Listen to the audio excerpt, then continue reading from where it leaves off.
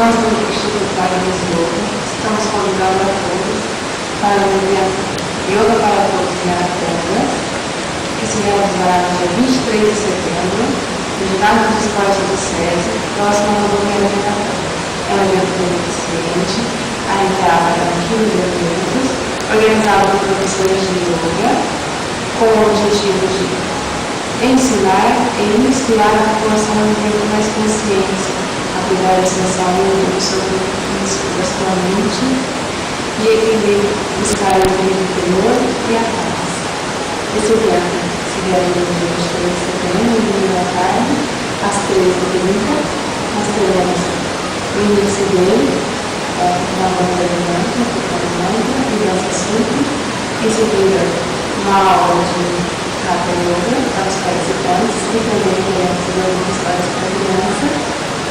Logo após teremos uma palestra explicando sobre os benefícios da yoga. Em seguida teremos Yoga Nidra, para fazer um relaxamento, uma meditação. Após Yoga do rejuvenescimento. Também teremos uma motivação também para preparados. E ensinamento do Yoga novamente com a banda, cantando mantras e dança simples. Este evento nós convidamos a todas as pessoas, desde criança, adulto, até a pessoa da terceira idade, enfim, todas as pessoas estão convidadas para participar do evento. A banda Amanda Chance pegaram um show de mantras para conhecer esse estilo de música, coloca você no estado de consciência mais elevado.